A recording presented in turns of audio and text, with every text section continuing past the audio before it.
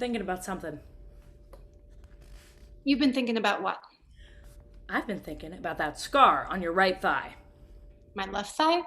I've been thinking about that scar. Be quiet, dear, and eat your peas. I've been wondering about that scar. I've had it a long time, that scar. How long have you had that scar?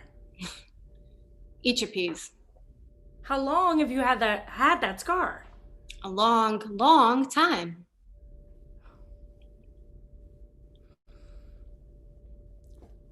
I've been thinking how regrettable it is that we met so late in life. I wouldn't have liked you. That's a cruel statement. A simple statement. I wouldn't have. But after I met you, I did like you for a long time. We met at the right time.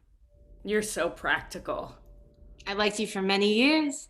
Ever the pragmatist. I believe I've stopped liking you by now, but what the hell? I was thinking how regrettable it is that I never got to know your father. I can't imagine you would have had much to say to one another. Was he a good man, your father? It is as I've told you. My father was a professor of horticulture at Iowa State University and a very boring man. He died in an automobile accident because he swerved to miss a possum in the road. Because according to my mother, who was in the car with him, he thought it was a small child. Why he confused the possum with an infant? Why he thought an infant would remain scuttling across the road in the middle of nowhere? Will remain a mystery. So you've always told me. How did you acquire the scar on your right thigh? Scars on my left thigh, Bill. Has it always been so? I beg your pardon? Has the scar always been on your left thigh? No. Aha! I wasn't born with a scar on my left thigh. Once upon a time, there was no scar at all. I've always suspected. I don't like you very much right now at all. How did you acquire the scar? I want you to listen to me, Bill. After many years of marriage, there are no more mysteries inside me for you to uncover. I don't think that's true. I am 92 years of age, Bill. You read the whole book twice. Now calm down and eat your peas. Irene, you fascinate me. You bore me. You are an amazement. I'm putting on my headphones now. I know you can hear me. Shut up. Your headphones aren't plugged into anything. Do shut up, Bill. You loathe technology. I don't loathe technology. But you do loathe radios. I don't loathe radios. You've always said you've loathed radios. I do loathe radios. I've always wondered why. There's nothing to wonder at. I mean, I imagine it's because they're not very dependable, are they? One day you'll be able to hear perfectly, then the next day, not at all. And if you're traveling, then forget about it altogether. And you do like to travel. There are lots of reasons to loathe radios. And how do you feel about navigational devices? If you do not stop talking and eat your peas, I will piss in your 7-day pillbox. Oh, I wouldn't put it past you. I mean it. I'll do it. You are an amazement. No more questions, damn it. Oh, you shall have silence. Good. Starting now. Silence. Go.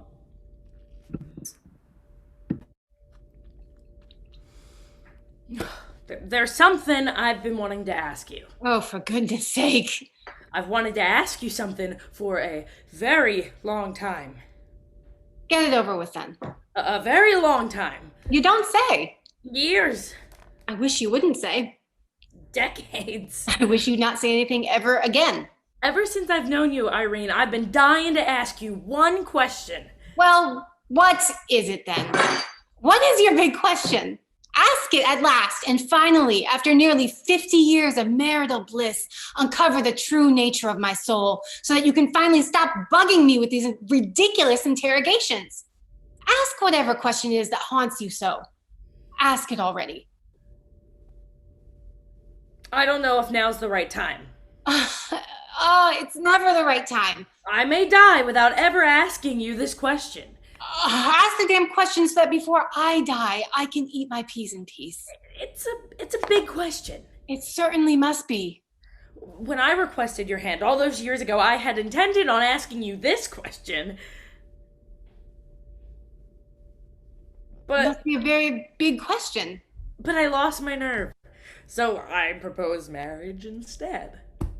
You were more interesting in those days. I can't ask it. I haven't the courage. I'm gonna take a shit in your therapeutic loafers if you do not get this ridiculous business done once and for all. And you'll do it too. I am in amazement. Okay, Ask me. here it comes. Take the plunge. Are you Amelia Earhart? I beg your pardon? Are you actually the legendary aviatrix, Amelia Earhart? You are mentally disabled. I've always suspected That I was that you were Amelia Earhart, the who aviatrix. died in the Pacific Ocean. That's the one. Are you impaired due to stroke? Do you deny it? Yes. Will you look me in the eyes and deny it? Of course I deny it. It's preposterous. Do you swear that you are not, nor have you ever been, Amelia Earhart? I do. You're lying to me. I'm gonna shit in your loafers anyway. They still haven't found the body. The Pacific Ocean is very large. There were reports of messages broadcast from this tiny island called Nikumororo. She died. She may have survived. I don't give a damn about any of this. I'm not her. I know about your aeroplane. What airplane is this? You had an aeroplane years ago. I've never in my whole life had an airplane. In 1952, I had the crazy notion in my head that you were having an affair with my brother. I would phone home from the bank and you wouldn't answer. So one day, I took the binoculars with me and told work I wouldn't be in. I waited down the street in the Ford for you to leave. You did. You rode your bicycle for miles and miles. I had to stop the car when you went down a little muddy path. We covered with brush. I followed you on foot from a cool distance, and what I saw confirmed those old suspicions. There was an old aeroplane in a barn.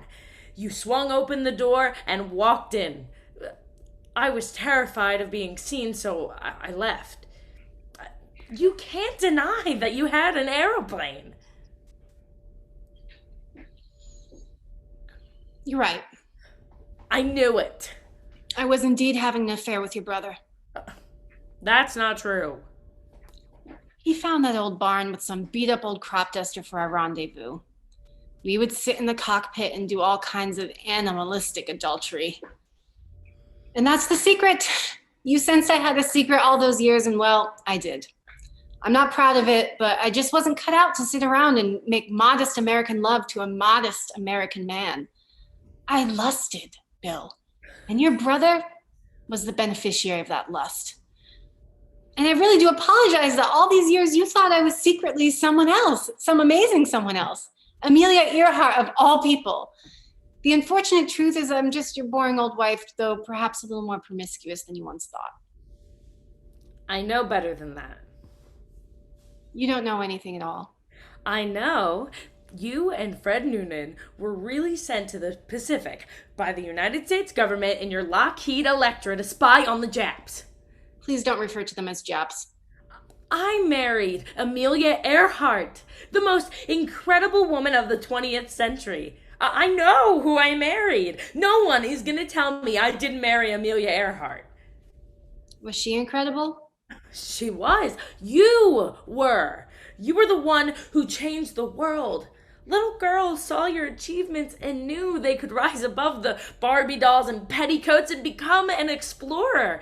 You put a loop around the world and tightened it like a girdle that you would never wear. And the world shrank down to size.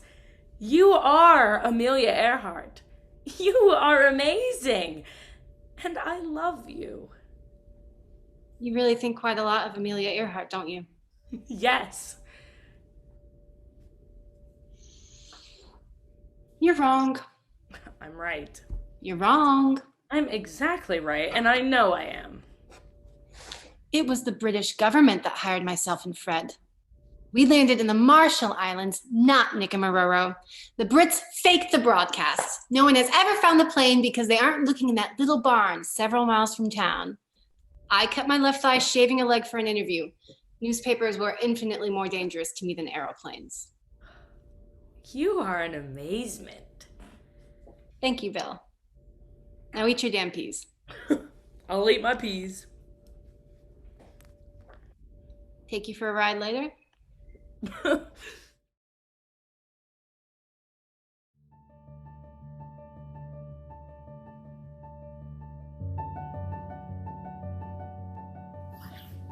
What's wrong? I'm afraid. What are you afraid of? I don't know. Are you afraid of the jungle? No. The tigers? No. Are you afraid of the dark? Not really. Are you afraid of me? No. Then there's nothing to be afraid of. In my dream, I'm covered in clouds, and we lost the gas gauge a long time ago. But I know it's getting low. I'm flying under the clouds. I'm not high enough. I need to be higher because if I'm too low, I can't see the island. Higher means you could see more. I say, we must be on you, but we cannot hear you. And I'm flying back and forth, and back and forth, and no stars. They're all out. And then boom! And I'm all alone, and the coconut crabs are gonna come get me. Do you know why I paint the jungle on my walls? Why do you paint the jungle on your walls? Because I'm afraid of the exact same thing that you are. And sometimes I go to sleep in my jungle room, and I'm very scared. But I close my eyes and I go to sleep. And I wake up and I know that I face the thing I'm afraid of. And that's the best feeling there is. Are you afraid to fly? If I weren't afraid, there would be no need.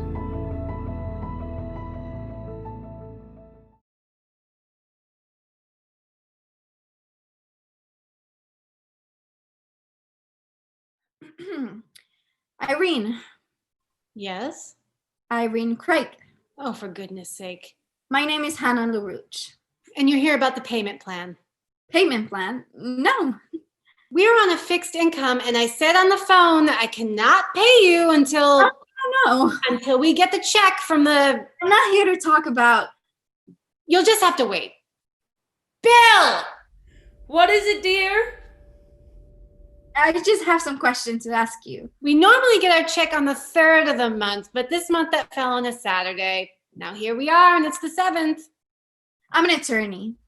I recognize the severity of the situation. You are screaming your head off. Explain to Miss Hatcher that we haven't paid the payment plan because we haven't got our check from the bank. The other bank. We're not on relief. It's all invested is what we did, so we use a modest interest to live, and we can't manage as long as the principal stays the same. We can't touch the principal or else we'll be out in the cold.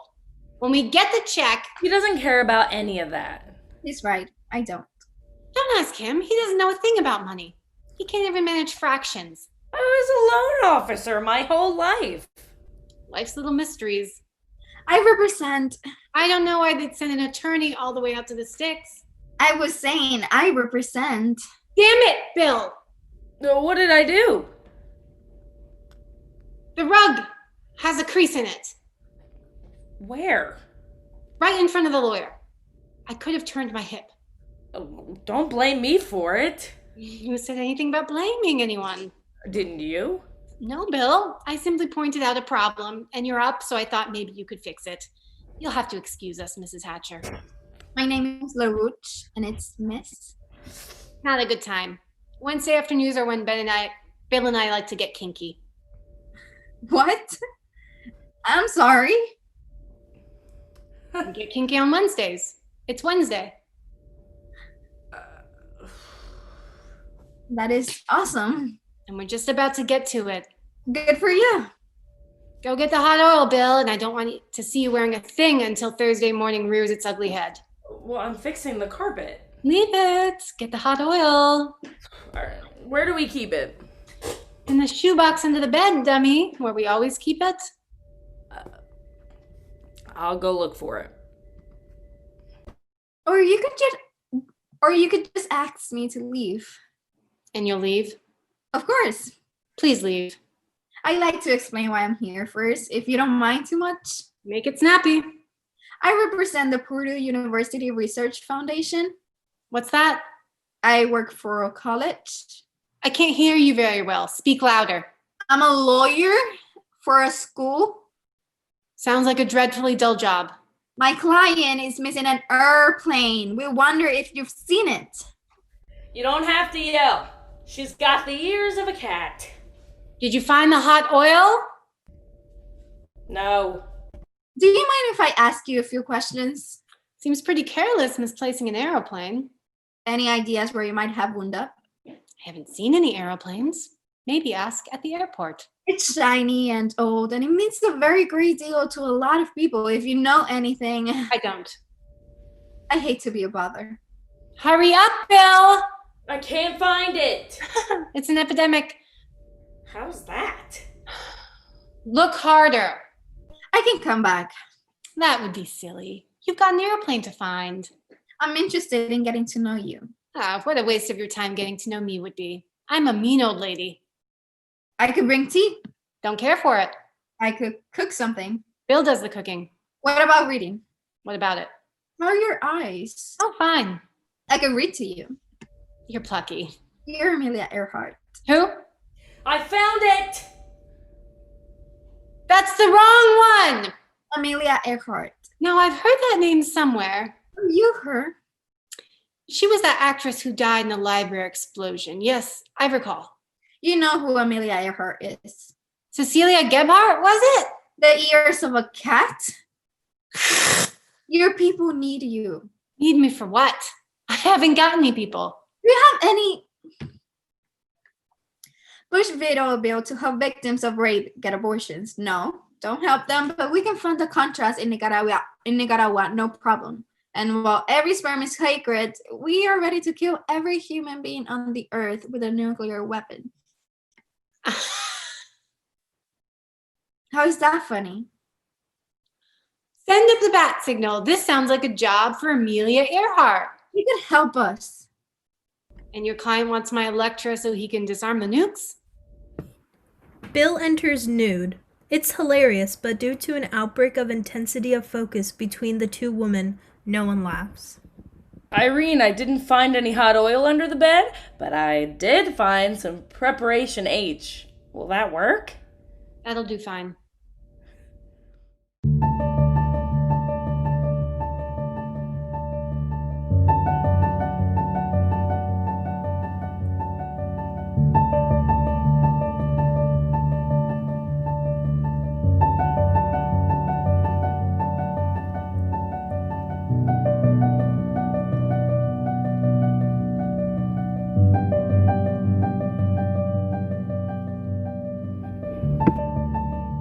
It's a fabrication. I don't believe it for a moment. I never get used to it. You're playing a trick on me. You've enlisted an extraordinary talent from the art world to play an elaborate hoax, I fear. Tell me the name, Mrs. Roosevelt, of a painter who could paint such a thing. Van Gogh hadn't the restraint for such profound beauty. Have you ever looked at a cloud before? Have I seen a cloud? Have you looked down on a cloud? Amelia climbs sharply in the plane. You'll stop my heart if you're not careful. I'm very sorry, Mrs. Roosevelt. Or start it. I didn't mean to frighten you. Do it again. It's miraculous if you think about it. You must be the happiest person on earth. to be able to leave behind the cares of the world. So long, suckers! Au revoir, politicians. And capitalists. So long, poverty and money and privilege altogether. Isn't that right? And society galas, and elaborate tea services at which elegant ladies snarl at you from behind their Spanish Rococo glassware. Newspapers. And newspapers that ignore the entirety of what you're trying to say to find the one thing that you managed to say that could imply something outlandishly devious. Miss Roosevelt, as the First Lady, you have some slight bit of control over the reporters you let into the White House, do you not? Some slight bit, yes. I'm just thinking. Imagine if there were an event just for women writers. It's a lovely idea. But I don't know that there would be enough women writers in the newspapers of the country to fill half a room. This is my point. Oh. Oh. Why, Miss Earhart, you may have caught on to something. Just a plant to be in your bonnet. Thank you, Miss Earhart, for this wonderful gift. Do you want to fly? Aren't we now? Do you want to pilot the plane? As I was educated abroad, I'm afraid I missed the perfunctory aeronautics lessons offered in the American public school system. It's never too late to learn. I'm afraid I have no inkling as to the magic that keeps this great metal contraption from plummeting into the ravine. Forward goes down, back goes up. Try not to collide with that enormous rock directly below us. Do I dare? I thought you were Eleanor Roosevelt. Of course you dare. Amelia hands the plane to Eleanor, who flies it with the joyous fear of infinite freedom, compounded by infinite responsibility. She knows she could cause the plane to crash, and loves the experience, partly for that reason. You're a natural. I think I understand better the temptation of Icarus to fly higher and higher, knowing that if I go just a bit beyond my reach, my wings could melt. But no, don't take the controls away from me just yet. Lean just to the right. Does it go faster? Your co-pilot holds the women's world flying speed record and the record for the fastest nonstop transcontinental flight for pilots of any gender. Pull that lever. Why, I feel as though I can't imagine. I'm quite outside of myself. I've forgotten all of the rules I've ever learned. That's it. That's flying. And thank you for it, Miss Earhart.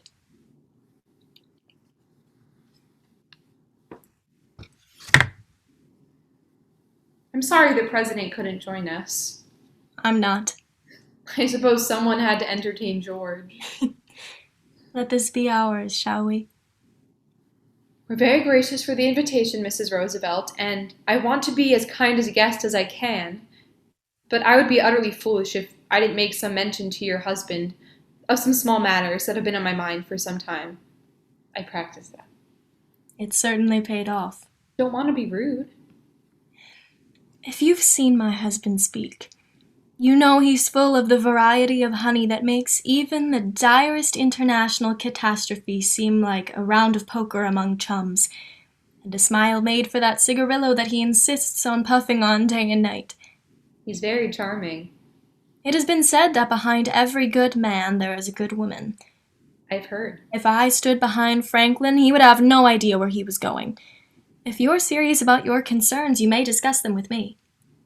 I have a laundry list. Eleanor takes Amelia by the hand. It's not too romantic, but it's also not completely innocent. Teach me to fly. Really, to fly? Absolutely.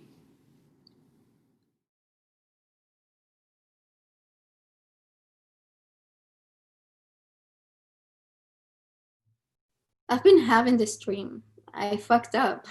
That's what I think. My feet are pressing into this soft, hot sand. It's so hot and it's melting between my toes. I'm staring at the sky, and it's this color of blue. The blue is as blue as the good wine is wine. That's just the flavor of the color. Like a well-seasoned meal, maybe. And a storm's coming. just congealing right barely out of eyesight. And there is an army of these gigantic carnivorous coconut crabs. They're marching on me. They're storming the beach, and it's really, really beautiful. But these things are going to devour my flesh. I am going to die here on this beach under this sunset, looking out at this blue wine sky sunset. I think I fucked up, but I don't know how. There's this sense that I've done everything right, but I fucked up. What did I do? I could have refused to let myself get here. It was within my power, but the sunset called me. The sunset demanded, and the storm's bigger than any of that. The storm would get me anyway, no matter where I was. It's kind of the so what of the thing. I need something. Like, if this life is about to end, then in my next life, will I remember it? And even if I do, no one saw me do it. I can do all of these things, but nobody sees any of it. Am I making any sense? I clench my face and I make a wish that I could be seen. Not seen, acknowledged. And I wish so hard that my gut starts to swell. I fucked up again. Oh my God, oh shit, it's growing, it's going to come alive, and my God, I'm screaming, and out of my womb, my messy, hot, pulsating, blood-soaked, life-soaked womb comes this pristine, glowing, perfect, unstained human being, and it does nothing but just sees me, so thoroughly and peacefully. It all freezes. The storm, the sunset, the coconut crabs, all freeze. And I wake up with this real world selfish want. I know you're not really asleep.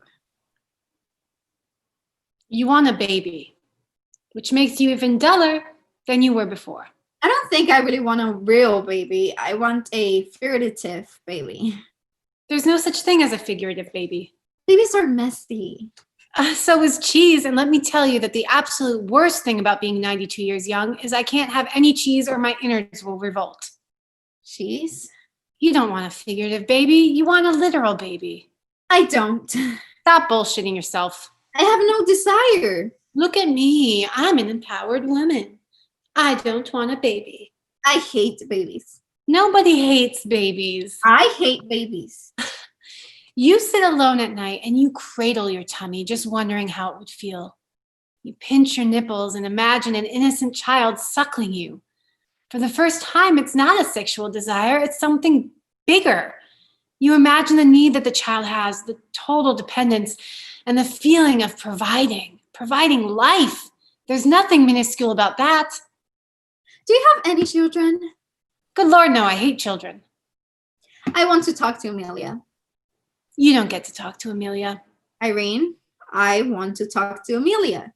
You don't need to talk to Amelia. Amelia, I need to talk to you, so come back from wherever the hell this lady has hidden you.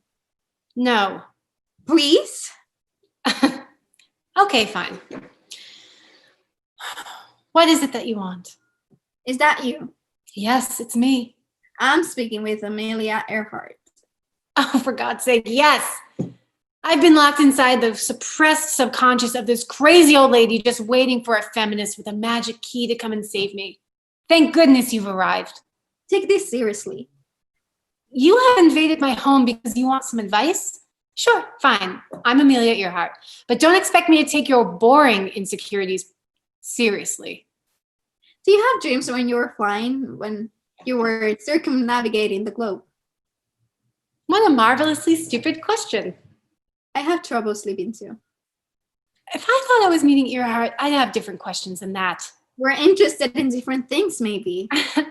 How is this going to help you find your airplane? I'm interested in dreams. I'm not. What do you think about when you were flying? Not falling? It must be distracting to be in the sky, able to see the arc of the earth and whatever sunset or mountain are just clouds. And all that time, you had to keep your eyes on all those little controls. Maybe that's why she crashed. Do you know you were going to crash? Do a great many people fetch their shotguns when you come calling? Do you mean to? Was my threat too subtle? I'm curious about your motivations. To get you out of the house, dear, is my primary motive. Isn't it a great temptation to disappear? Please do. Escaping. I'm not her. Do you understand me? I'm not Amelia Earhart, but if I were... Okay. Do you think yours is the first theory as to the fantastical whereabouts of the queen of the wild blue yonder? What do you have to leave behind? You will never know. Then I'll blow myself up.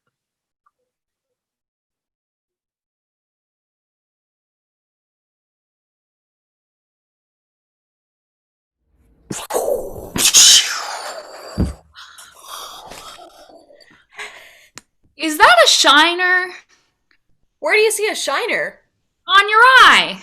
Yeah, on your eye. That's a shiner. It is. Oh, that? No, that's not a shiner. What is it? Looks like a shiner to me, and I know because I've had a shiner before. She did. She had a big one. Big one. If it's not a shiner, what is it? Maybe it is a shiner, but it's nothing special. Every shiner's special. Yeah, every shiner is special. It's not very big. Every shiner's special. She's right. How'd you get it? It's silly. How'd you get it?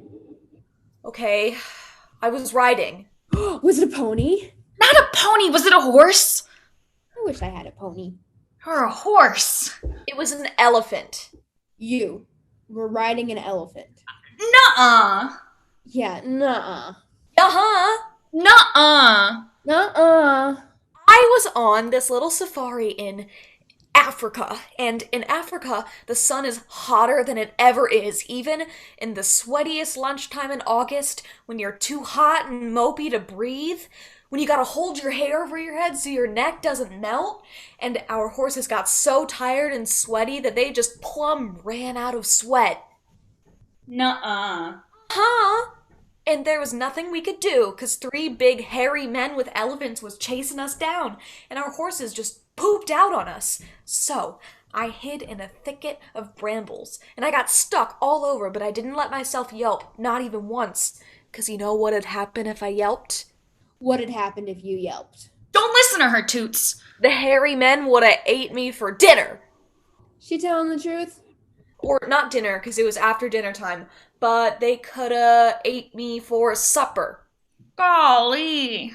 So they got off their elephants, and they were sniffing for me all over, but I was smart, and I had hid in a thicket of stinkwood brambles so they couldn't smell me, and they was sniffing here and there and all over, and eventually they sniffed themselves a little too far from the elephantes, and I jumped up on the elephantes and I said, "Giddy up, you elephantes!" Giddy up, you elephantes! Shush, Toots, let her talk! You shush, Catch. And I rode that elephant with the hairy men chasing me, 'cause the jewel of the hydrangea was hidden in the elephant's eyeball. But I didn't know that yet. But we rode up to a mountain range that we could never get past, and there was a troll at the tip of the mountain who said we could never get north, and it was looking like those Harrys had us cornered. But the elephant winked, and the jewel of hydrangea popped out of his eyeball and sparkled and shined. And the troll said since we had the hydrangea jewel, we could get by. But the elephant didn't want to leave her home, 'cause she liked it there. But she said I could take the jewel, and she put it in my eye, and we tearfully parted. And that's why I got a shiner on my eye. Wow. Your shiner's bigger than mine. Yeah. How'd you get yours? My daddy walloped me a good one. Your daddy wallops you? Not very often. Just sometimes. If he ever does that again, you come see me and we'll figure something out. Deal? Does your daddy ever wallop you? He couldn't even if he tried. I'm too fast. Zoom! Zoom! I'm gonna turn you into a toad. I'll light myself on fire. I can do it. I'm a witch. Douse myself with gasoline. Amphibious unum. Flip a lighter. You're a toad now, and toads can't talk. Light myself in flames right there on Pennsylvania Avenue. All for my little crop duster? Not for your. I think you've gotten your persuasive strategies jumbled just a bit. Because of Nicaragua. Nicaragua doesn't care if you set yourself on fire. What kind of drugs are you? $20,000 less than my male colleague who was hired 6 months after me. Ask for a raise. Don't light yourself on fire. People are starving and they're cutting taxes for the wealthiest few. Goodness, you're right. We'd better set ourselves on fire. The world is a terrible place. I'm sure it will improve markedly after you set yourself on fire. I know you're making fun of me. You're a clown. Hannah hugs Irene. What hell is this? My mother was a courageous woman. Bill! She was brave and she cared about things. What are you doing in my home? She took me to political rallies all the way to Washington, D.C. We drove for hours. Every couple of weeks, we'd drive to Washington from right outside Wheeling, West Virginia. We did it a lot. But I remember I was dreaming about spacemen chasing me off a mountain, and my mom woke me up in the middle of the night. She grabbed my hand and got into the old Ford pickup we had. It smelled like grease and auto parts. We pulled out the drive and stopped to drop a letter in the mailbox, and we were off. People were screaming at the demonstration. People were getting really just stressed about the war. Robert McNamara was responsible for the death of like hundreds of thousands of soldiers and civilians people. I was 6, and the grown-ups were possessed. And the noise was too much. I remember out of nowhere, Mom hugged me, and it was too hard. She said she loved me, and she said it like it was just so important, and she'd be back. Honey? And I waited.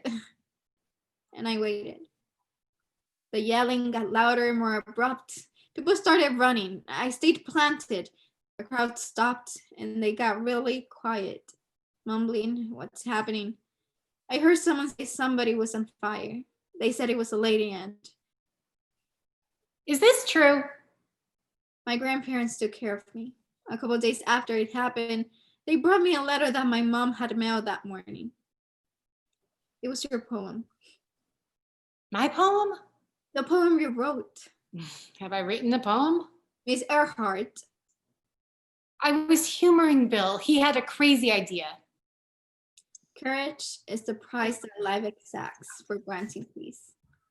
The soul who knows it not knows no release from little things. Knows not the livid loneliness of fear, nor mountain heights where bitter joy can hear. Hear what? What's the last line, Miss Earhart? The sound of wings. I've heard the poem. It's a nice poem. Don't you tell me you're not Amelia Earhart. God damn it, you're absolutely her. What do you want from me? I need a deposition. A who? Just tell me your story on record. That's what you want. Do you give up all that freedom for this guy? Do you just give it up for this guy, Bill? Freedom. You're so fantastically young. That wasn't freedom what Amelia Earhart had. That was something quite different.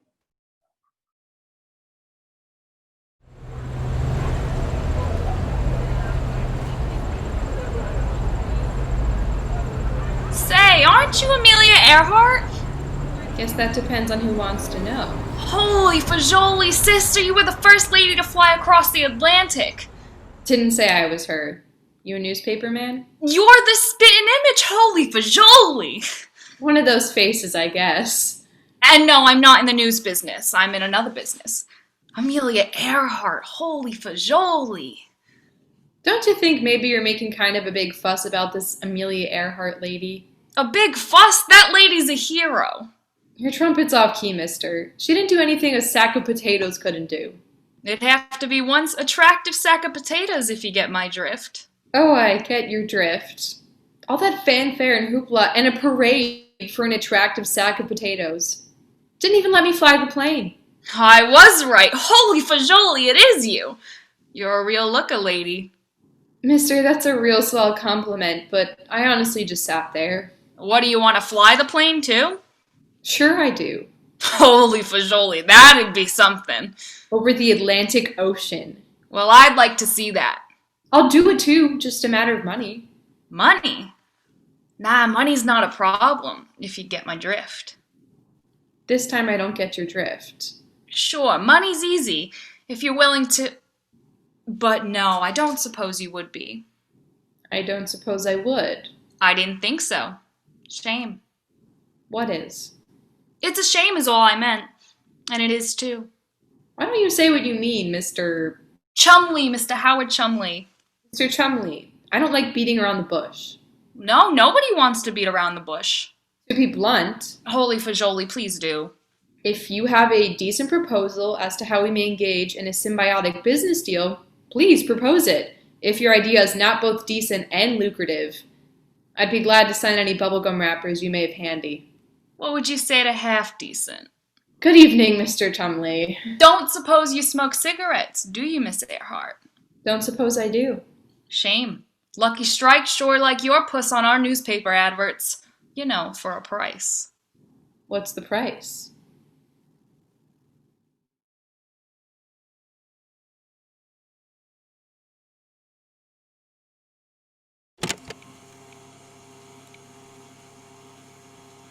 It is as I've told you. My father was a professor of horticulture at the University of Montana and a very, very boring man.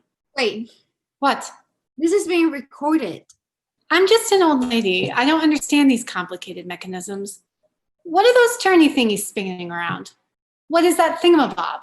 You can't lie in a deposition. My father was a professor of horticulture at the University of Montana. Very, very boring. Irene, Fine. He was a thrilling man, absolute clown. You should have heard what he had to say about xylem and phloem, xylem and phloem? the tissue that transports water and nutrients in plants. It's horticulture.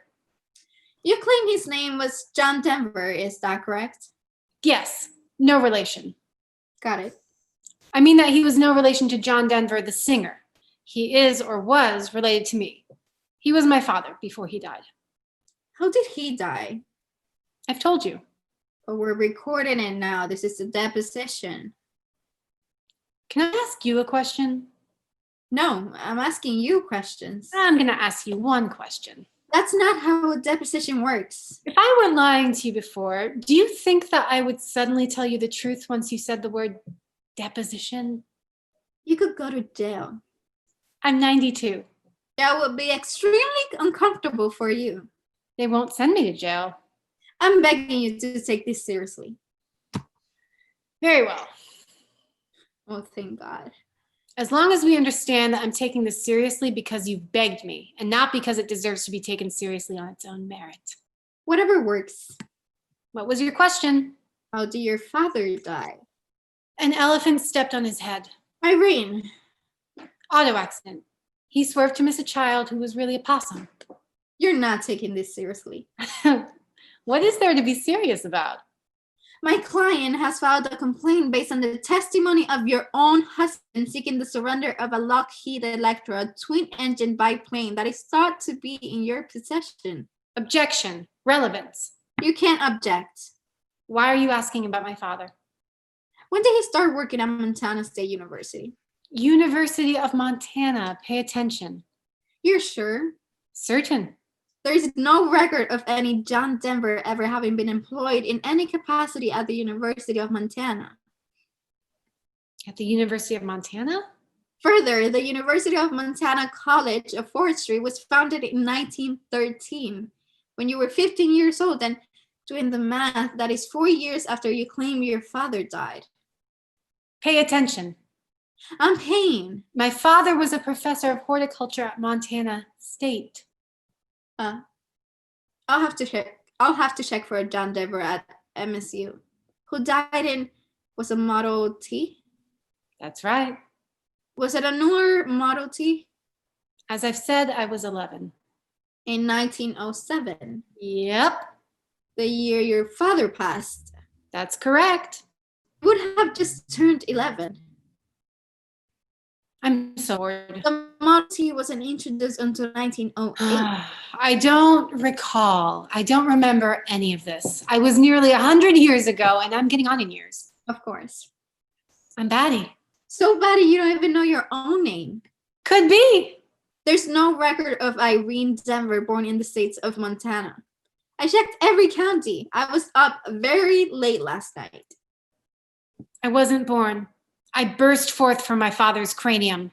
So he didn't die from an automobile accident. Oh, for crying out loud. What do you want to know? Just ask the damn thing already. You've lied about your entire life, Irene. If that is my real name. You're her, aren't you? Who? You're Amelia.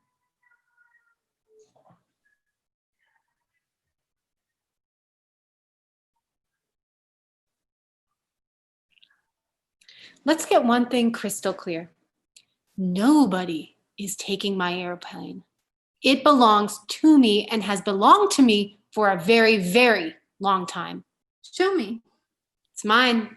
I can get a court order. It's mine. Yeah. What? Please? You're my most... I need you. You're my hero. Heroes are stupid. Waste of time.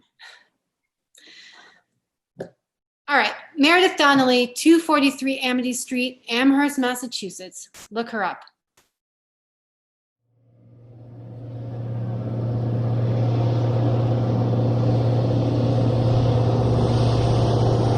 I beg your pardon. You're a girl. Yes, are you the... Hey, but Thank you? it's dangerous here. Don't worry, I'll protect you. You're funny. Are you the owner? Airplanes just drop out of the sky all the time. Just drop out of the sky? It's an air yard. I recognize the air yard. Why are the planes just dropping out of the sky? It's accidents. Do you have a great many accidents? Not on purpose. Dear me. Dear me is right. You do need my help. Flying's a sloppy business. It sure can be. An engine can just lock up and quit out of nowhere. Not if it's well maintained. It's me who does the maintaining. So sorry. These planes are well maintained. I didn't mean to imply that you were anything less than... Who are you? I'm interested in flying out of your air yard. We don't give rides. I don't mind that. And if you're looking for lessons, I ain't got the time. I'm not looking for lessons. And my wife would kill me if I started teaching ladies how to fly. You have all sorts of odd fears. Got that right. I know how to fly. An aeroplane? Yes, an aeroplane. In the sky. Where else may one fly her aeroplane? With your husband? I do not have a husband, and if I did... Trouble. I want to fly. I shouldn't talk to you. Because your wife is jealous? No. Then why? 'Cause my wife is jealous. Oh. I get it, you're right. Can I fly out of your hangar? No. If I talk to your wife and get her permission? That isn't gonna happen. You're really afraid your wife will be sore if you let me fly? I raised percherons. You know what a percheron is? A horse? I had a percheron named Stanley. Me and Stanley was going for a ride about 3/4 of a mile from home when I come across the likes of a young widow on the side of the road in a broke-down Model A Ford. You know what a Model A looks like? It's a fine automobile. We stopped, Stanley and me, to see if we could provide this poor girl some assistance. 'Cause we're gentlemen, and any gentleman would do that, is what I tell Stanley. But this automobile has not been well maintained, and it's out of fuel to boot. Not a thing we can do to get that hunk of bolts combusting again. Now, percherons are big horses, and Stanley's big for a percheron. So I just says, hop on Stanley and we'll give you a ride back to the homestead, and we'll let you use our new telephone. Introduce this poor widow to my wife Meredith. And she's a little cold, you know? She's just a little cold. You following this story? You understand the plot and everything? I'm listening. Meredith's just kind of cold to this widow. I can see it because I know Meredith. It's not that I don't understand your story, but I'm not entirely certain as to your aim in telling it specifically to me. The widow phones home and arranges her father, brother, or something to take care of the broke-down Model A.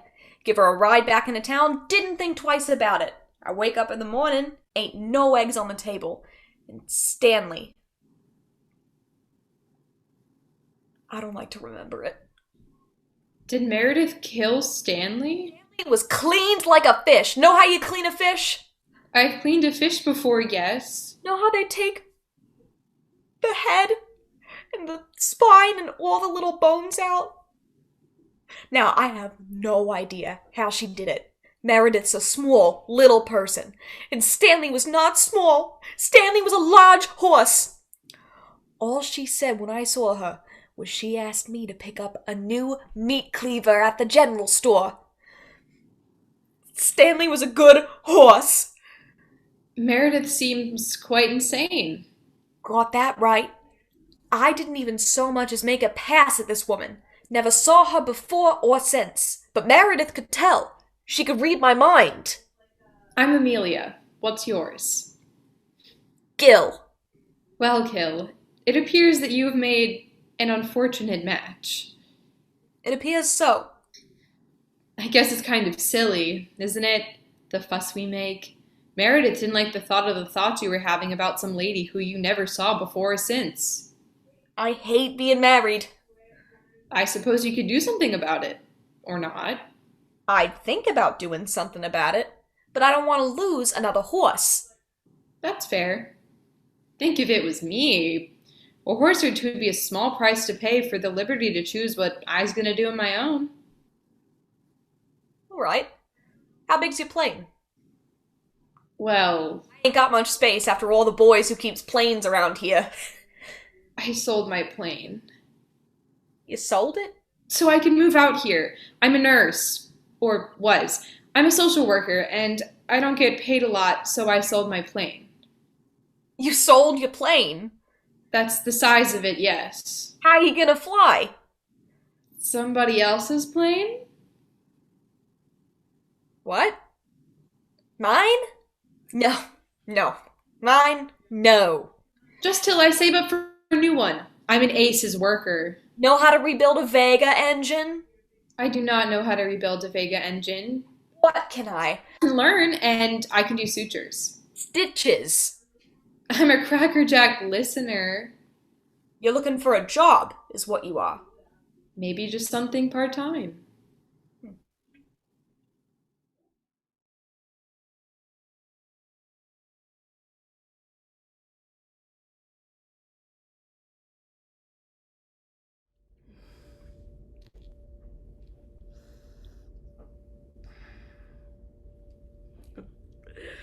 Wow. Why don't you eat your damn pills, Bill? You are a woman of action, I'll give you that. Woman of my word. And I learned long ago not to offer you any unsolicited criticism. The episode with the orange cowboy boots. But don't you think that maybe this is a bit over the top? I say, don't you think that maybe you've overdone it a bit? A bit extreme? A little unfair? No, Bill, I don't think that. An entire week's worth of prescriptions. Down the drain. A week's worth of prescriptions. A lot of money wasted. You fucked me, Bill. Now that isn't even funny. You did. How? I'll tell you how. You took the most secret part of me, a part of me that I shared with you after decades of reluctance. And no sooner had I shared it with you than you exposed it. You're usually not so dramatic. Dramatic, Bill! Yes, I made a phone call. I had to make a phone call. It was my duty as your husband. Is that your duty? I'm beginning to think I'm better off without one of these husbands altogether. I'm not having this. Having what? I won't be held responsible for the deprivation of the world of one of its greatest leaders. You amaze me, Irene. Amelia, you amaze me. But I'm not going to hoard you away. You deserve it. The world deserves it. I thought it would be a gift. You made an executive decision. I did. You're not executive. Holed up here in this stupid house on this stupid street just waiting to die. Everyone having forgotten who you really are. I'm having weird, twisted fantasies right now about ways I could end you, Bill. Weird, twisted fantasies. I don't want to die knowing that I had caged Amelia Earhart for nearly half a century. What can I do with that? What kind of penance is there for such a man? You didn't want to control me? Dummy. Then you shouldn't have betrayed me. I didn't mean to. Do you have any clue how hard it was to convince every first world government in the world that I was dead? Do you think I just kind of fell into this? No, I did this on purpose, and you ruined it. Why did you? I'm not telling you. I'm trying to understand. I'm never telling you anything about myself ever again. I'm your husband. That can be fixed. What happened? Shall I write it all out so you can show it to the New York Times? I'm sorry. People will be coming soon. Coming to bother me. Coming looking for things I don't want to give them. Searching for meaning, for answers to every problem with society. Thank God I'm too old to run for Congress. Ms. Earhart, what kind of shampoo do you use? Ms. Earhart, which prune juice helps prevent constipation? What's your brassiere size? I'm sorry. I'm sorry I trusted you. You really George Palmer Putnam'd me. I don't know what that means. You used me. You betrayed me, just like he did. Well, forgive me for thinking I could help you. I don't need your help. Your help. You're not qualified to help me. I said I was sorry. I don't need help. Excuse me. What are you doing? I'm leaving. You're wearing a bathrobe. I'm going for a walk. To where? The Panama Canal. Don't wait up. Wait, Bill. Bill, get back in here. No.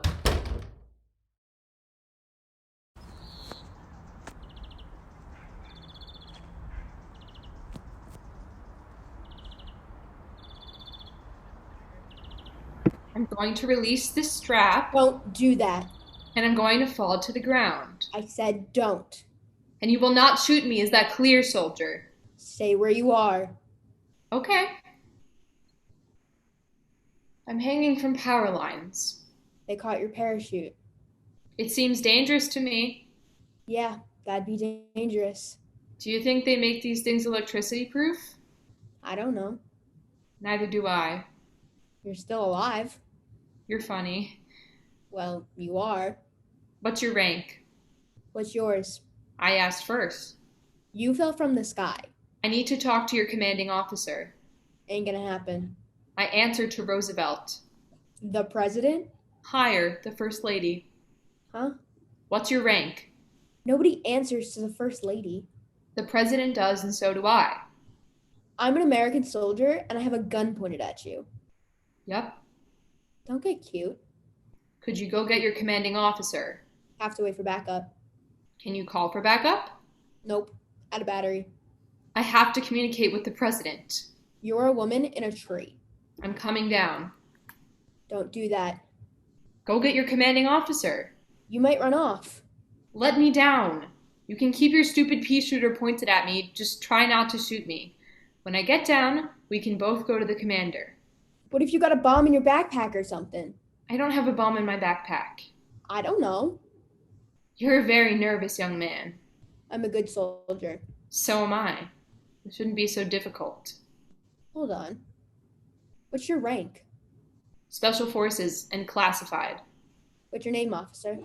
Meredith Donnelly. You're a woman. I am a woman. Ain't no woman in special forces. Would you know if there were? You a nurse? Sure. You're a nurse then. Yep. What were you doing on that plane? I was flying from one classified location to another. We didn't expect your plane. It's classified. Still, if it's classified, they'd tell us there's a plane coming by, just wouldn't tell us why. They'd make something up like they do. I was with the president and the first lady. They were flying somewhere and I can't tell you where. But I'm his nurse. He can't walk, you know. You're his nurse. I'm his nurse. I'll be. Can I come down now? Wait. What? What's the standard pain medicine for a bullet wound to the abdomen? That depends. How do you treat the wound? It depends. On what? How deep it is, if there's any allergies. No allergies. And what's the standard stuff you put on the wound? You clean the wound and dress it. What's the medicine? Morphine if the pain's too terrible. What about for the germs? Soap. Sulfanilamide saved my life. You ain't no nurse. I will answer you to your commanding officer. You're a spy. An American spy. I don't know nothing about that. You don't know nothing about that is right. So I can't just let you go. I'm coming down. You might hurt me. Okay. My name is Amelia Mary Earhart, Royal Air Force, United States Military, mission classified. Amelia Earhart. Amelia pulls her strap and falls to the ground. I told you not to. Calm down. Shit, I said not to do that. You're okay. Let me see your face. Amelia removes her flight helmet. No, you ain't her. I certainly am her. I seen pictures. And she's dead. I'm not dead. You isn't her. Look closer. She poses. The soldier steps half a step closer. Just then, Amelia seizes him, disarming him and restraining him with his arm behind his back. I have had a very rough couple of days, Private, and the Japanese are planning an attack on Hawaii. Will you please take me to your commanding officer?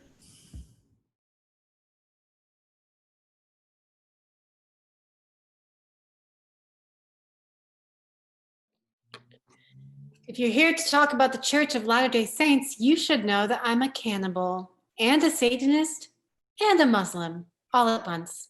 I embrace the contradictions of my supernatural beliefs.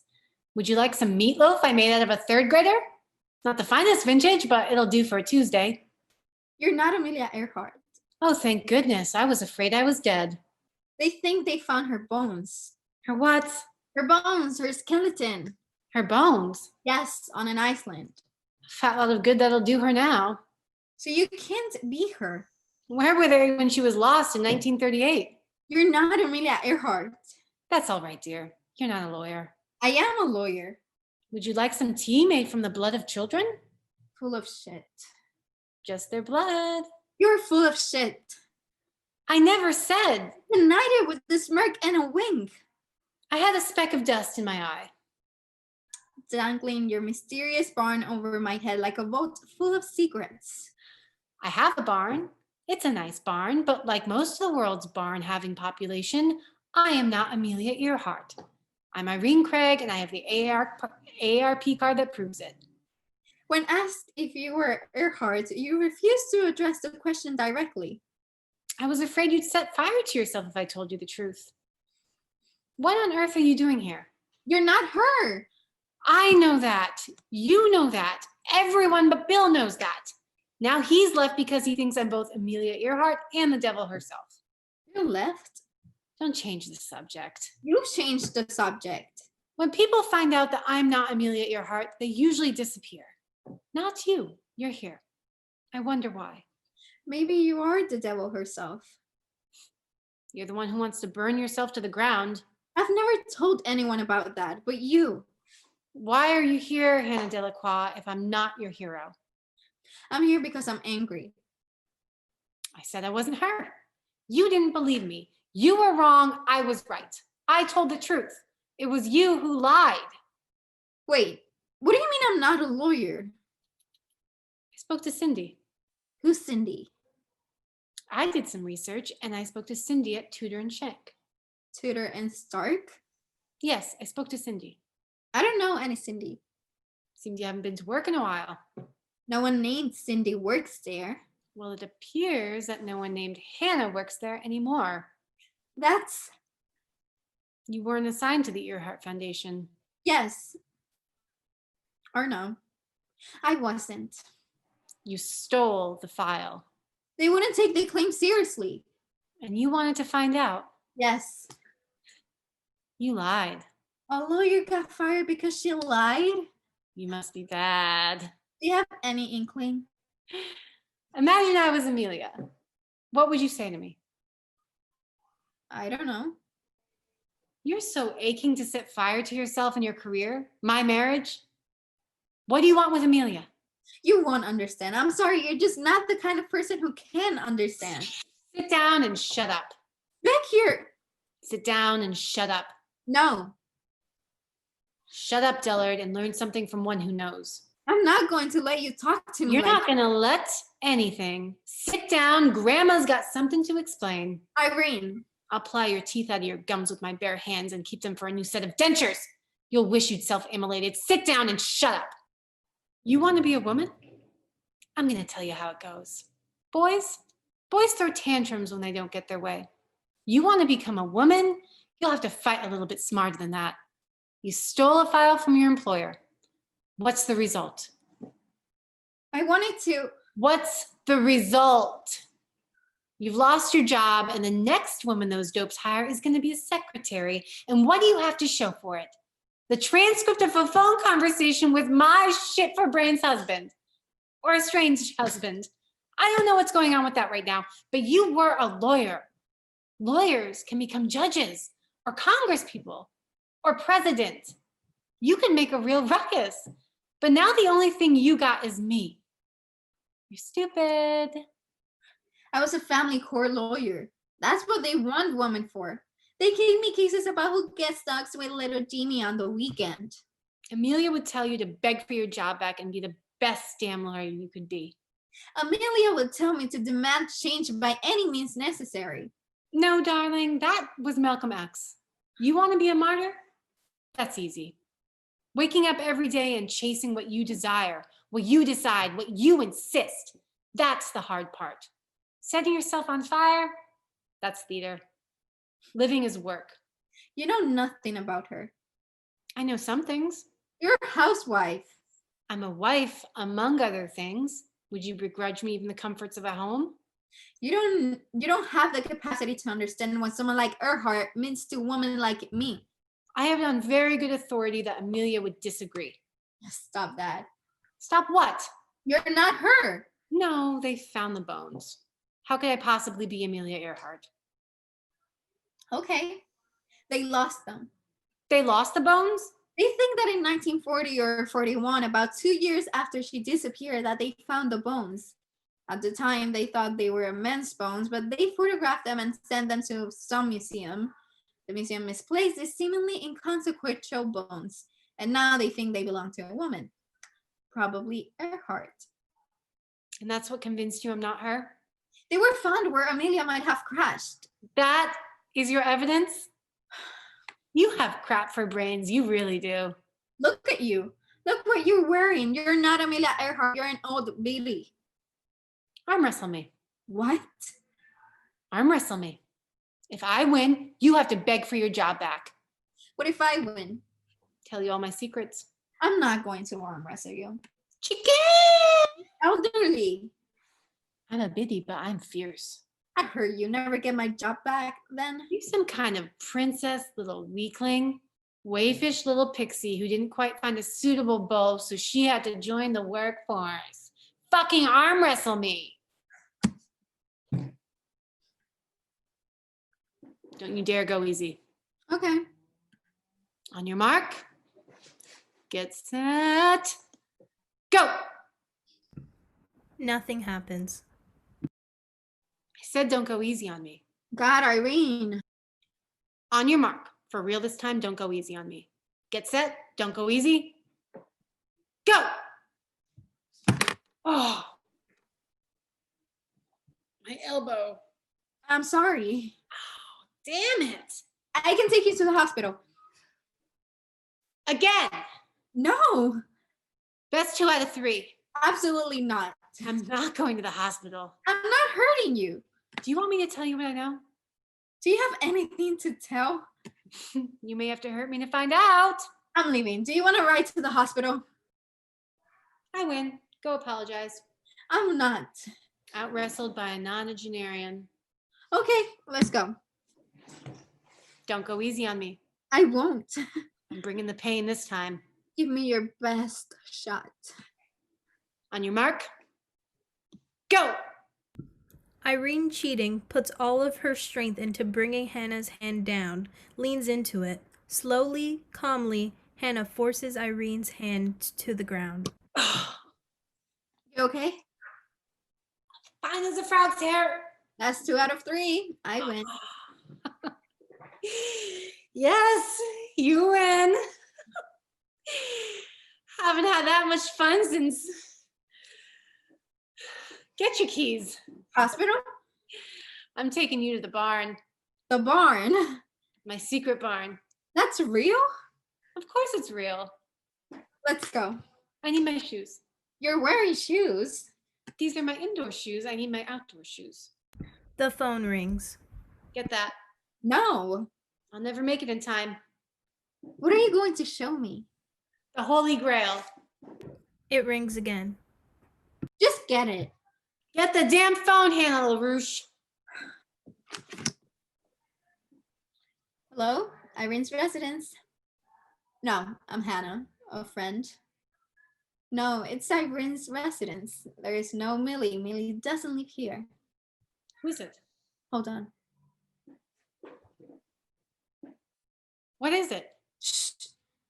What's wrong? Okay, let's go. What was that? Your husband. My husband? What? He's okay. I mean, he's not in immediate danger. Don't go easy on me.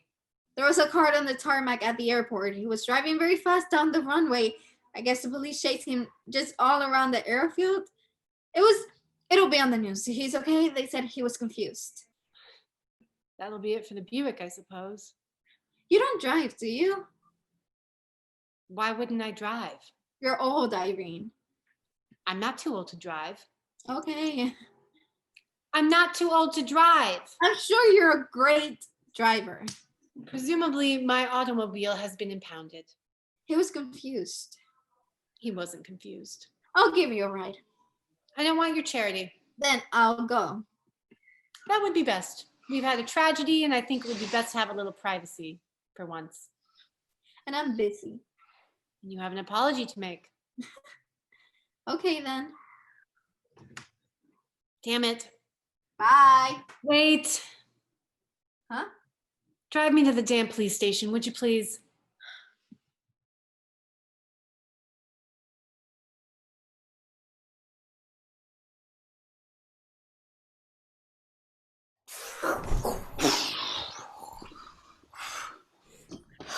Just like flying. Yeah, it was just like flying. Yeah, it was just like flying. I think I'm gonna have a shiner.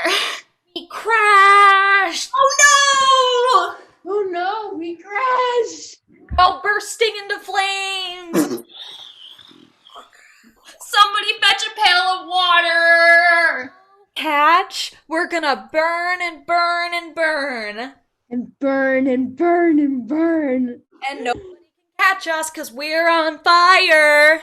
And burn and burn and burn. No matter where we'll go, it'll hurt, but we gotta keep going so the fire can't quite keep up with us. That's okay. Some folks are afraid of fire, and that's okay too, because we don't care if they're afraid.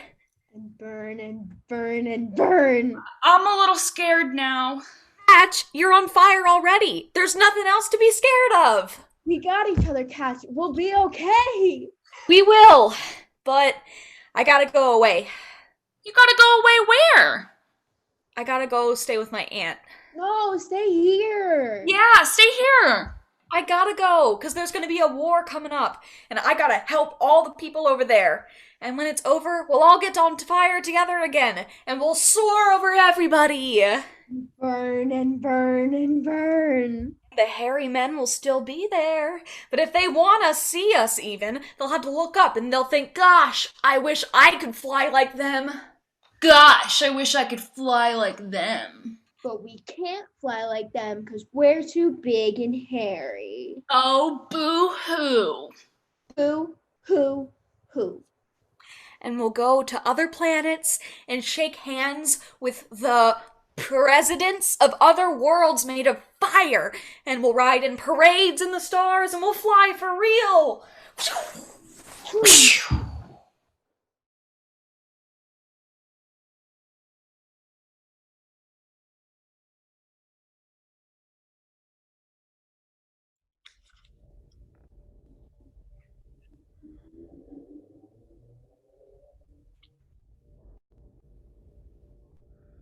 That will be enough, Mrs. Hatcher.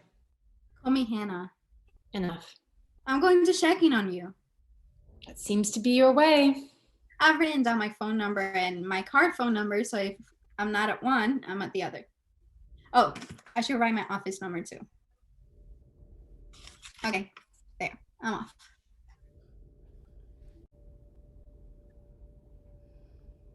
Just what was that? Just what the hell was that, Bill? What was that little display? Is this how it's gonna be every time I pee in your pillbox? I'm getting old, and old people pee on lots of things, Bill. There was a Bill once who could hawk a loogie into a hurricane without breaking eye contact and never get snot in his face. Remember that? It was a tornado. It was a hurricane. It was a tornado. It was on the sea. But don't they have tornadoes on the sea? They do not. Wasn't that day special? It was. Tell me about it. You remember it? Tell me anyway. No. Okay.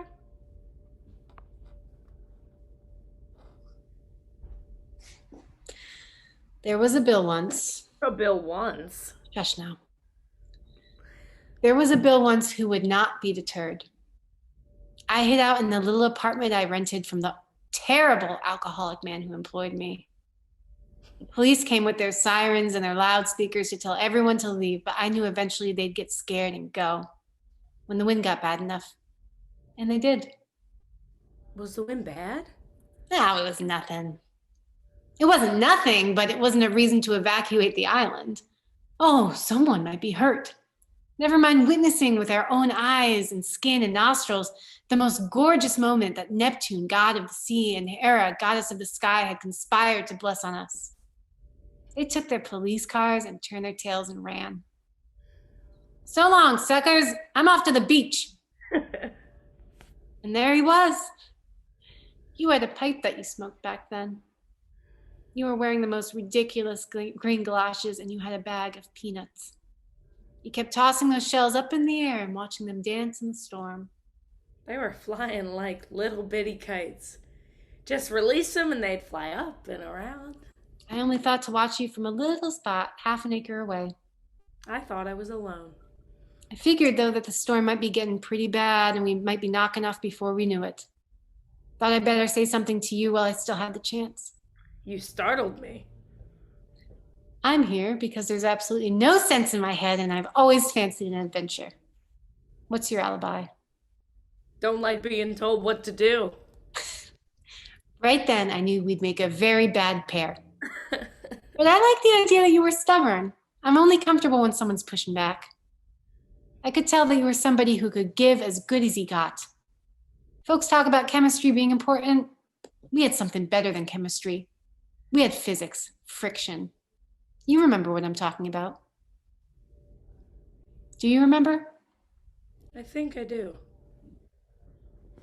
First time we made love, I gave you so many orders that you didn't have any fun at all. I wouldn't say that. You did say that. I told you that. You had to, otherwise I just keep bossing you around. You very diplomatically asked me if it would be all the same to me if I'd let you figure some of it out for yourself. I always enjoyed our lovemaking. I don't know how. You were fiery. I was a tyrant. That's why you were the perfect man for me. Until recently. Irene. What's all this fussing about? I'm not fussing. You're fussy like a cat. Although I am the one who was peeing on things, but you are the one who was acting out and getting arrested. They didn't arrest me. They took away your driving license. I shouldn't be driving, probably. Well, now who's doing the marketing? Me, that's who. What is this about? I'm scared. What are you scared of? I was just... Just what? What are you scared of? I was confused. You weren't confused. I was confused. Is your mind going, Bill? I didn't know where I was. Well, I really feel awful about putting you through that and embarrassing you. Bill, My love. are you fading out on me?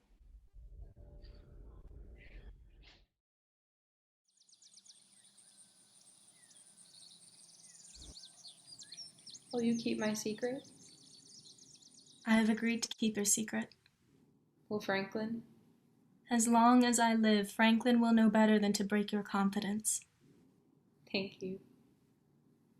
This is farewell, then? Promise me? Nothing short of a constitutional amendment. A simple law won't do. We can always depend on memories, can't we? Always. And our imagination. As I'm twisting some poor congressional arm into supporting an equal rights bill, there you'll be sleeping up in a tree so you don't get eaten by a Bengal tiger. Or hanging by one hand from an icy cliff, more captivated by the beauty of the vista than by your proximity to death. 1,001 adventures you'll undertake. Maybe it's selfish of me. Second thoughts. Not serious second thoughts. But second thoughts. 700 thoughts. I've gone back and forth. I'm certainly not inclined to encourage your departure. Is it selfish of you? I don't love the notion of turning tail. One wonders if Abraham Lincoln had a similar conversation. I've done very little tangible good while in the air.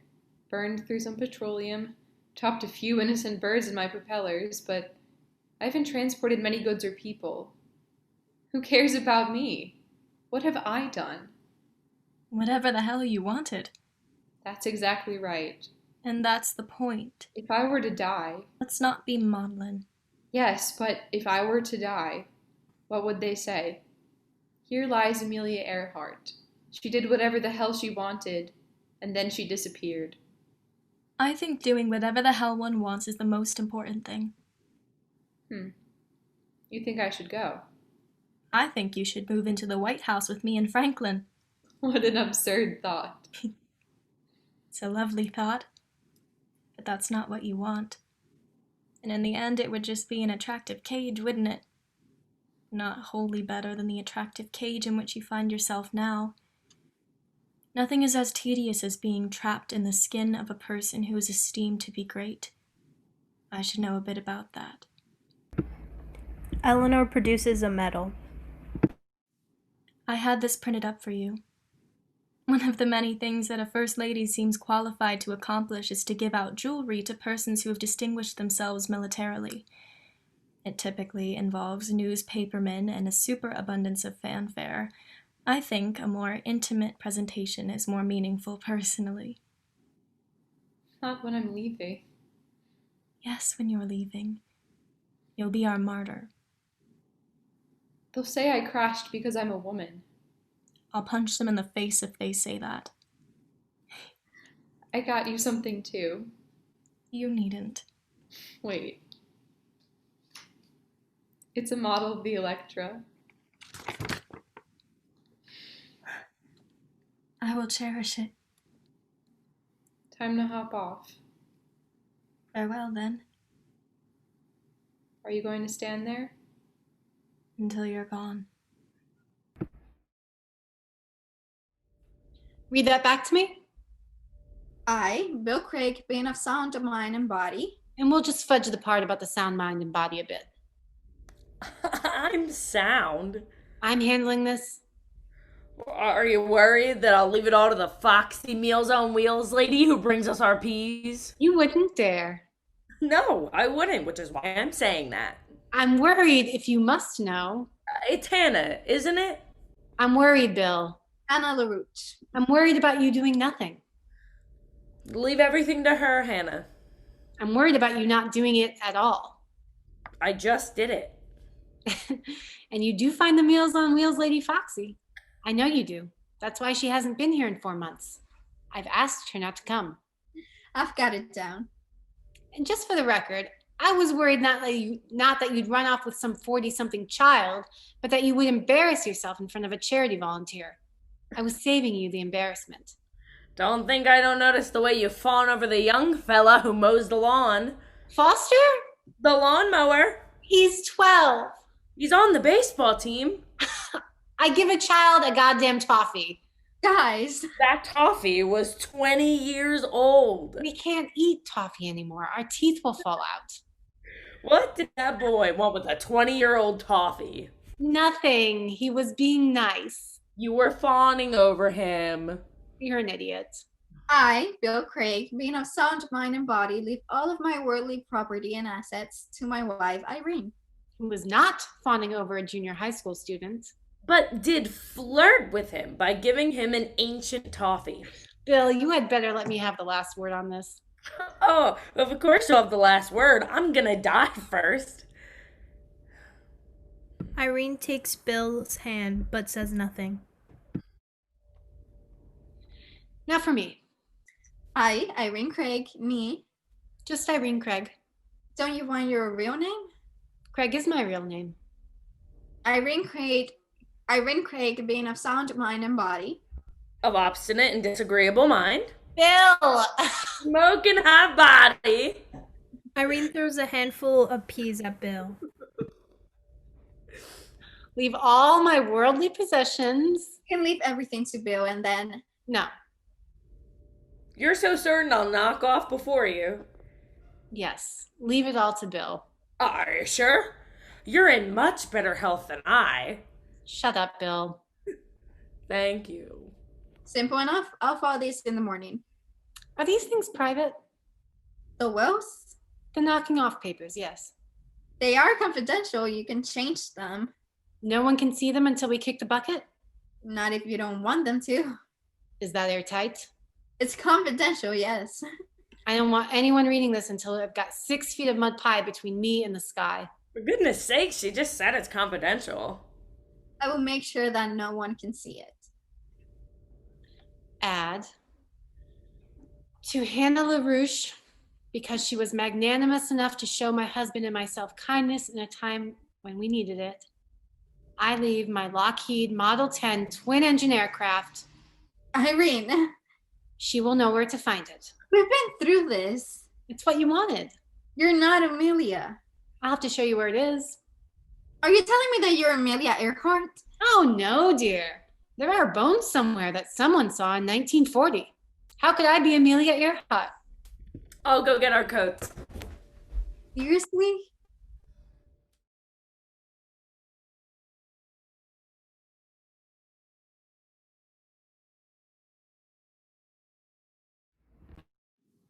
Hello? Come out wherever you are. Whomever you are. I've trekked all the way out to this abandoned... What is it, a horse barn? As requested? Am I to be disappointed? Are you alone? Good heavens. Are you alone? I know your voice. It's important that you're alone. What are you doing on the roof? It's great up here. Amelia! Shh, no, there's no Amelia. I don't know. Down from there. I can't. Why can't you? I'm stuck and there doesn't seem to be decent footing. How did you get up there? I flew. An aeroplane or? I climbed, but I'm not as young as I once was. For climbing barns, I should say. I've been up here since sunrise. It's nearly 4 o'clock. I wanted to watch the sunrise. How are you going to get down? I trust that an option will present itself. You really must be more careful. That's dreadful advice. I suppose it's foolish of me to think. Should I fetch someone? There is a matter I'd like to discuss with you. You're stranded atop a shed. I think we ought to. We had an agreement, I believe. Let's focus on the obstacle before us. You got my letter? Meredith Donnelly? I've adopted the name. I cannot talk to you like this. See if there's a ladder in the barn. Have you the key? I don't have the key. The door is locked, I'm afraid. How does one get in? Breaks the lock? Amelia, this isn't your barn? Oh no. Whom does it belong to? Meredith Donnelly. What new variety of theft have you uncovered? She's had a lobotomy. If she ever wants it back, I'll give it freely. The name or the barn? Both. I understand that you haven't quite been able to manage the amendment. Be reasonable. We have to find a way for you to come down. I don't mind, really. That is well and good for you, but this arrangement is not the least bit comfortable for my neck. Oh, your neck, right. Amelia tries to rip a sheet of metal off the barn. You're not going to tear the top off the building, Amelia. It's Meredith. I think I may have found a solution to our problem. Eleanor whacks the lock once, startling Amelia. Twice, and on the third time, it springs. What was that? I've broken the lock. Oh, swell.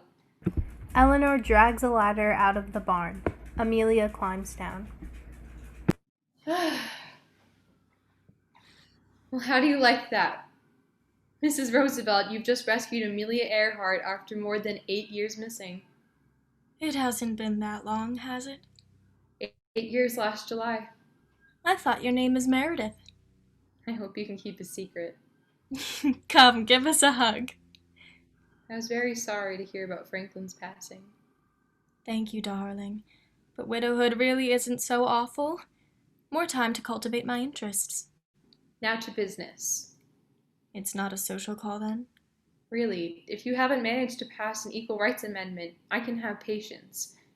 But what is this I'm reading about your Declaration of Human Rights? If we can get enough nations to agree to some basic... No one shall be subjected to arbitrary interference with his privacy. I understand. Article 15. No one shall be arbitrarily deprived of his property. Article 21. Everyone has the right of equal access to public service in his country. Him. Article 2 makes it very clear that personhood is not contingent upon sex. It's easily forgotten by the time we get to 25, and we just keep imagining that man and not that woman. The woman is an exception. Please refer to Article 2 in case a woman ever wants her rights heard. This is how the English language works. The English language is working poorly. The task of transcending language, culture, politic, and nation to establish rights is Herculean, you understand. Yes, I understand. I fought tooth and claw for sex to be included in Article 2. You can do better. Governance is less about changing the hearts of people than bartering with policies, and I've spent a great deal of currency already. You can do it. You're amazing. I wonder at my good fortune that I have a friend like you who would come back from the grave, that you may inspire me to stand with steadfast integrity amidst tidal waves and hurricanes of corruption. And maybe something for the welfare of the less fortunate? Are you proposing legislation? Everyone has a right to a standard of living adequate for the health and well-being of his or her person. Food, clothing, housing, medical care, these should be human rights. I will make you a deal. A deal? I will fight tirelessly, like a bulldog, an ox, some other creature. I will fight for these rights if you do me one favor. Anything. Tell me where you've been. Oh, I've been lots of places. For this story, I will make time. I left poor Fred at Nicaragua, lampooned there, hoping it would force him to dry out. Then it was off to...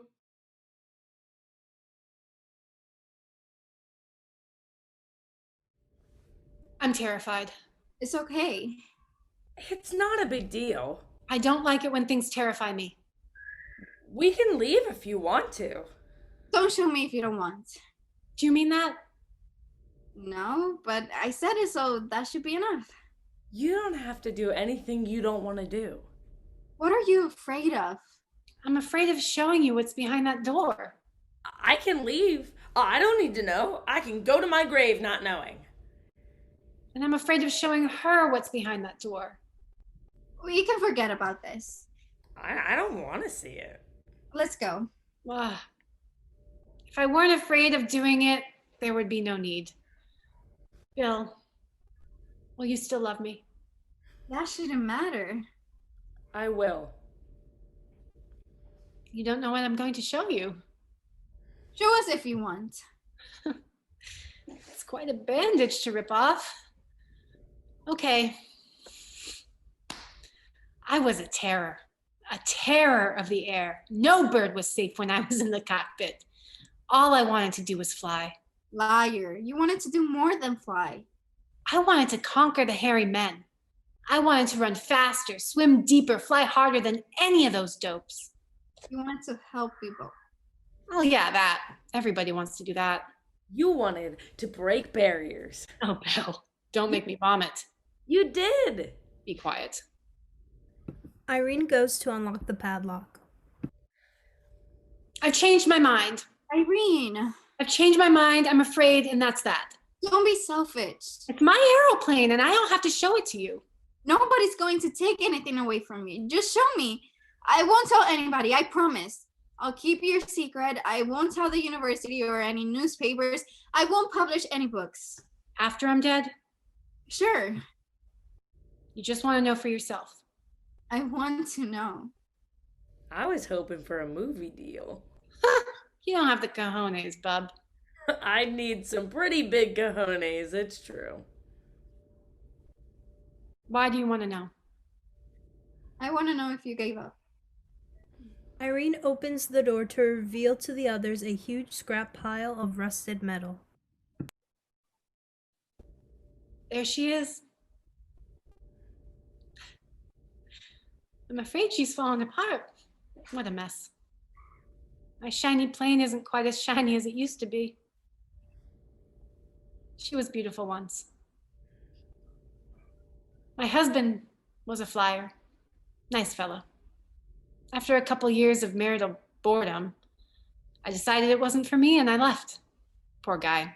He took it pretty hard and he butchered a whole herd of horses.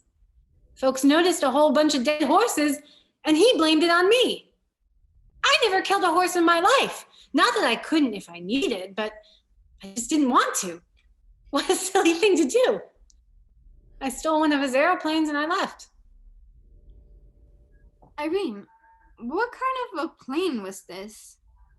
That is or was a Lockheed Vega. And not an Electra? No such luck. I have no idea where Amelia's old girl may be. You're Meredith. Donnelly. And a few other wonderful women. I had a knack for lying. After Meredith, I became Gertrude Frey, and I flew my Lockheed Vega in the Will Rogers Air Derby, and I won. Oh, I was fast. I was courageous, reckless. I was nuts, stupid even. I knew Amelia. Beat her pants off in the transcontinental race one year. Touchdown in Daytona before she even got to Omaha. Thing I liked about her, she knew she wasn't the best. That wasn't what she was after. She loved flying no different than the rest of us, but she was primarily concerned with speaking at government rallies and things of that nature. Always trying to incite a riot. One year, they up and decided that women couldn't fly in the big race, and she about flipped her lid. Wouldn't have wanted to be that, what's his name, that fella, whoever it was that ran the show that year. Me? I just liked the flying. Faster, faster, going faster. That was me. What changed? Why'd I leave my maverick life to settle down with a poor old fart like Bill Craig? Why'd I sell out? Irene shuts the barn door. I have nothing against Bill. I'm sure he's fine, but you had an identity. I still have. You flew. I did for years. Hold on a bucket. Did you have an affair with my brother, or did you not? I'm sorry. Bill, not now. We were talking about. You said you had an affair with my brother. I'm a liar, Bill. But were you lying that you weren't, or that you were? We kissed. Oh, my heart. Only kissed. There was tongue, but only on 2 occasions, and never in the cockpit of my airplane. That you put that together in such a clumsy and inaccurate way was simply a coincidence. Something like that. What do you... When you put it into the perspective of things that we've been through, I suppose it doesn't matter Bill, on one level. But then, how does one know what anything meant? I'm confused. to answer your question, Hannah, Bill was the calm in my storm. He was my cake and eat it too. And do I regret cashing in whatever I had for a marriage? If that's your perspective, then you're too stupid to be married anyway. No, I'm not sorry. I've loved Bill selfishly and with wonder. Why did I give up on my identity, as you put it? Yes. The sex was great. I did it because I wanted to.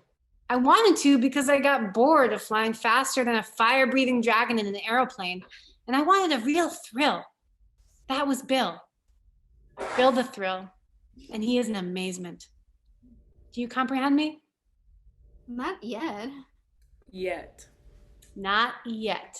I have hope for our heiress. Now leave. I'm sorry. Leave. You've seen your inheritance. You understand the confusion. Blah, blah, blah. Come visit soon. How will you get home? We'll fly. That? It's Wednesday. Bill and I like to get kinky. You could join us. She could join us, Bill. Okay, thank you. It goes. Those things you said. Don't get sentimental. I'm a little sentimental already. Stop it. You'll make me cry, and I hate that, you big dope. Meredith? That's right. You killed horses? Shut up. What are you doing?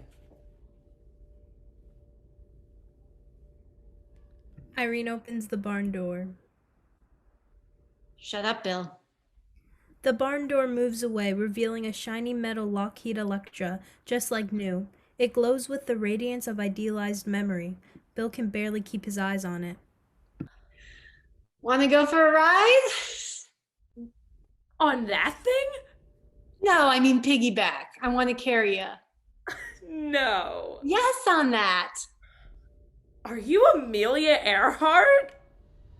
I'll never tell.